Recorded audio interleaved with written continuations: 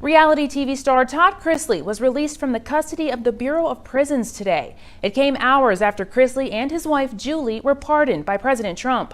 The couple, who starred in the USA Network show Chrisley Knows Best, were convicted in a multi-million-dollar tax evasion and bank scheme in 2022. Todd was serving out his 12-year sentence in the federal prison in Pensacola until his release today. We just want to get home. We want to get home. We want to be reunited. It's going to take a while. They've been behind walls for 2.5 years, and they thought they were going to be here for 12 and 7 years. So I think there's going to be some PTSD. It just brought tears to my eyes because I was so happy for him. Yeah, I just want to see him and tell him that I love him, even if it's off a distance. I just holler at him and say, Todd, I love you. I love your whole family. Julie Chrisley has been serving out her 7-year sentence at the Federal Medical Center in Lexington, Kentucky. She's expected to be released sometime soon. So we've been waiting for your dad to come out. I know. You keep thinking any minute. I know. Yeah. Honestly, this process has been absolutely insane, and I'm just so grateful that I'm going to leave here with my dad. My brother Grayson is there to pick up my mom, so he's waiting. President Trump signed the pardons, I think at around 3 p.m. this afternoon. And it's all due to President Trump, Alice Johnson, Ed Martin, all of them. They have truly just shown up, and they've looked at this case with a fine-tooth comb, and they've seen the corruption. And for many people that may not understand why this pardon is happening, there were Fourth Amendment violations. They accused my family of terrorism just to run a financial report. There were Brady violations. I mean, you name it, it was done in our case. They had my father's face on a dartboard, and that right there is not justice. So I'm ecstatic. President Trump's order that I got states, let me read it. I hereby designate, direct, and empower the Attorney General as my representative to sign the grant of clemency to the person named. I hereby designate, direct, and empower the acting director of the Federal Bureau of Prisons as my representative to immediately release the person. So he is to be immediately released, and I hope that the prison is going to do that shortly. So now I just sit and wait. I have literally been here. I got here at, I think it was 2 a.m. last night, and I have not gone to sleep. I did not bring any clothes with me. I did not bring a toothbrush with me. I brought absolutely nothing with me because I'm just a daughter who wants to take my dad home with me. So, what was your dad's reaction when he found out? They didn't believe it. I think it literally came out of nowhere. As I said, I was walking into the grocery store when I got the call from the president. And I was just in such shock and in such awe that the president himself called me and took the time to let me know that my family was coming back together. And for that, I will forever be grateful that we have an administration that is reuniting families. There was not only just my parents' clemencies that happened today, but I think there was at least 10, 15, 20 others that happened today. And there are a lot of families that are rejoicing, getting their loved ones back. And my little sister's at home. She's called me a gazillion times. Do you have dad yet? Do you have dad yet? So now we just sit and wait. Were you the one who told your parents? Did you tell your parents? Yes, I did. What was that like? It was great. It was absolutely amazing. My mom was in tears. When you spoke with the president, what words were spoken between you and he? Yes, all of our correspondence was on video. So he just called to let me know that he was reuniting my family. And he and my brother Grayson got to speak about the University of Alabama, where Trump just gave, where President Trump just gave the commencement speech. So it was absolutely amazing. It truly was just a human-to-human interaction. Yes, he is our president, but he's also a person with a heart and who loves people well. And over the past 24 hours, I've gotten so much love and so much hate, and I've had people say, I wonder what she had to do to get this pardon. I didn't have to do anything. I didn't have to do anything other than stand firm in my beliefs and my convictions and fight for my parents and fight for what was right. And not only am I fighting for my parents, I'm literally fighting for every single man that's being left behind here today. There are so many here that deserve a second chance, and Alice Johnson said it best. This isn't just for individuals who have been wrongfully convicted. This clemency process is for individuals who have served their time, who have been rehabilitated, who maybe just the punishment didn't fit the crime. So I truly believe that Ed Martin, Alice Johnson, the president, everyone in the pardon office, they're going to stand firm in their promises that they've made to us. And this new director of the Bureau of Prisons, Billy Marshall, I mean, I truly do believe that he is what this Bureau needs.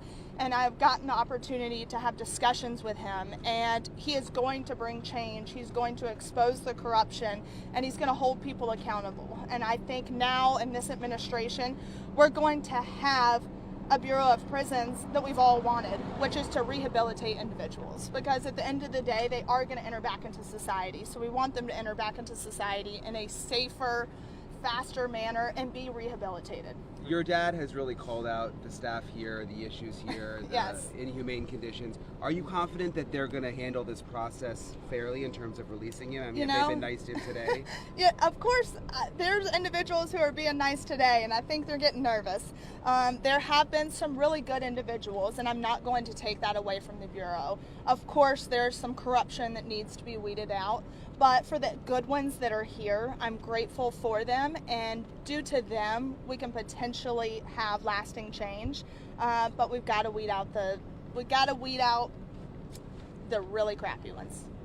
Can you talk about any plans your family has, short-term and long-term? Yes, I mean, my family, we just want to get home. We want to get home. We want to be reunited. It's going to take a while. They've been behind walls for 2.5 years, and they thought they were going to be here for 12 and 7 years.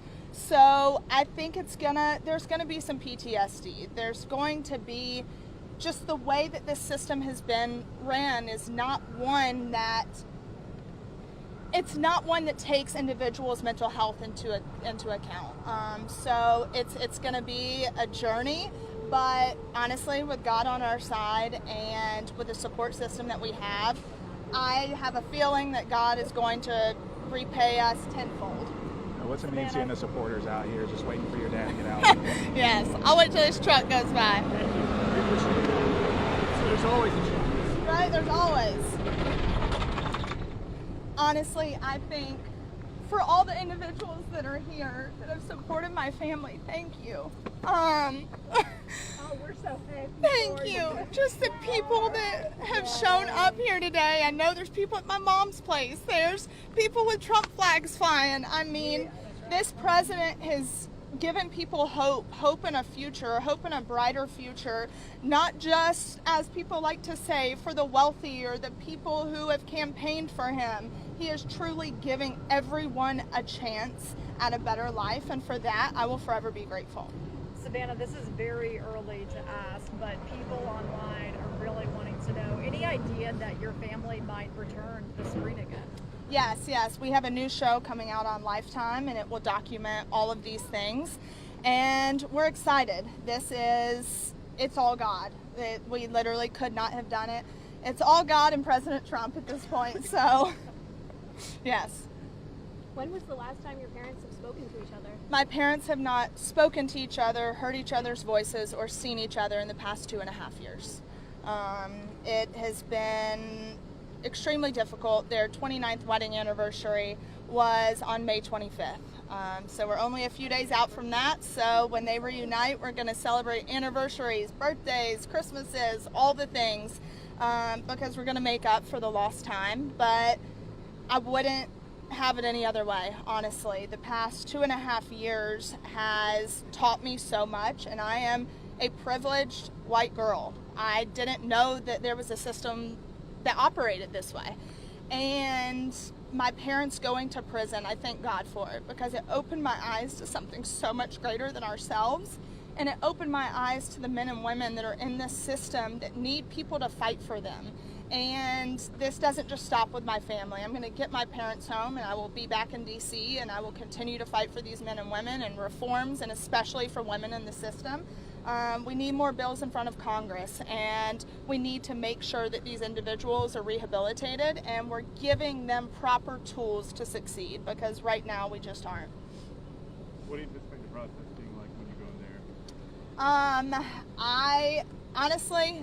I think they're ready to throw him out at this point. So I don't think it'll be too difficult. I think they're ready to throw him out and get him out, because we have exposed a lot of corruption, and I will continue to do so. And like I said, we have Billy Marshall, who wants the corruption being exposed. He inherited a broken system.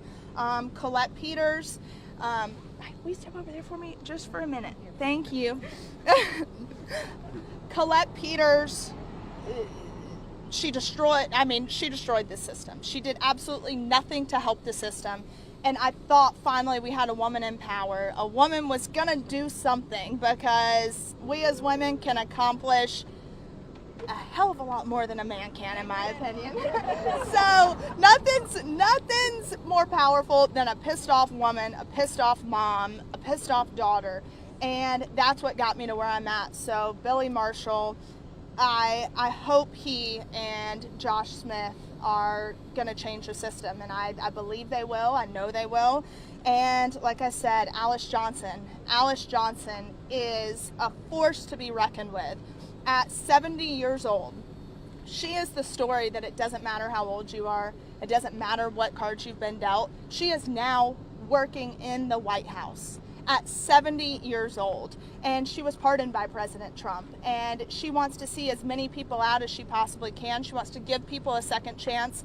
Alice Johnson is changing lives, and these men in here can change lives just like Alice Johnson can if they get out and they do right and they're rehabilitated.